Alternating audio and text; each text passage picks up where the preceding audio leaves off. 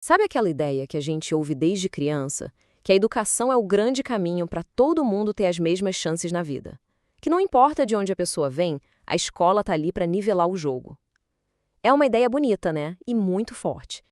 Mas e se não for bem assim? E se, na verdade, a escola, em vez de ser esse campo nivelado, for um jogo? Um jogo cheio de regras que ninguém fala em voz alta, mas que já favorecem alguns jogadores desde o começo.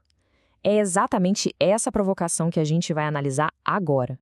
E essa pulga atrás da orelha, essa crítica tão potente, vem de uma obra fundamental, a reprodução. Ela foi escrita por dois sociólogos franceses, Pierre Bourdieu e Jean-Claude Passeron. O que eles propuseram nesse livro simplesmente virou de cabeça para baixo o jeito como muita gente pensava sobre educação. Então vamos lá. Para a gente entender o argumento deles, é preciso olhar para a escola de um jeito diferente. Não só como um lugar onde se aprende, mas como um campo de jogo. Um jogo com regras ocultas que decidem, no fim das contas, quem vai se dar bem. A primeira dessas regras tem a ver com o que Bourdieu batizou de capital cultural. Pensa nisso como uma moeda de troca, só que invisível. Não é grana. É a familiaridade com certos livros, com arte, o jeito de falar, de se comportar, um tipo de conhecimento que algumas famílias passam para os filhos naturalmente. Quem chega na escola com esse capital no bolso já sai na frente. O segundo conceito-chave é o hábitos. É como se fosse o sistema operacional que roda dentro da gente, instalado pelo ambiente onde a gente cresceu.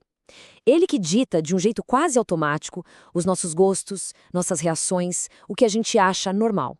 É por causa do hábitos que um aluno de uma família com muito capital cultural se sente em casa na escola, enquanto outro pode se sentir completamente deslocado. E aqui está o pulo do gato. A escola não trata todas as culturas do mesmo jeito. Ela tem uma preferida. Ela valoriza a cultura que é mais abstrata, mais formal, que usa uma linguagem considerada erudita. Enquanto isso, outros tipos de saber, o conhecimento prático da vida real, do dia a dia, acabam sendo desvalorizados, ou pior, totalmente ignorados. Isso leva a gente para a próxima peça desse quebra-cabeça. Como é que a escola consegue fazer essa cultura específica parecer a única que importa? A resposta está no que Bourdieu chama de autoridade pedagógica. A escola não é só uma repassadora neutra de informações. Ela tem o poder, a autoridade de decretar o que é conhecimento legítimo. E ao fazer isso, ela acaba impondo a cultura de um grupo social como se fosse universal, como se fosse a única que vale a pena aprender. E essa citação do livro é cirúrgica, vai direto ao ponto. Não é um processo que acontece por acaso, é uma ação de imposição e de inculcação. Ou seja, a escola ativamente impõe essa cultura e trabalha para que os alunos absorvam como a única maneira certa de ser e de pensar. Esse mecanismo todo de imposição recebe um nome: violência simbólica. É uma violência porque ela exclui, ela desvaloriza quem não se encaixa, mas é simbólica porque é sutil, quase não dá para ver. Ela age fazendo a desigualdade parecer justa, como se fosse só uma questão de mérito ou talento. O resultado? A pessoa que não tem o capital cultural valorizado acaba achando que o fracasso é culpa dela mesma. Agora, vamos focar numa das ferramentas mais eficientes para fazer essa seleção acontecer na prática: a linguagem. A linguagem que se usa na escola, a linguagem acadêmica, não tem nada de neutra. Ela é, na verdade, um grande filtro. As frases complexas, o vocabulário abstrato, as referências a clássicos, tudo isso é supervalorizado. Quem não cresceu nesse meio, quem fala de um jeito mais direto, mais regional, já sai em desvantagem porque a sua forma de se expressar é logo vista como pobre ou inadequada. E esse ponto aqui é genial. Porque aprender a linguagem da escola não é só aprender palavras novas. É, como diz a citação, adquirir uma relação com a linguagem. O que isso quer dizer? Quer dizer que, junto com as palavras, a pessoa absorve uma forma de ver o mundo, um conjunto de valores que pertencem àquela cultura dominante.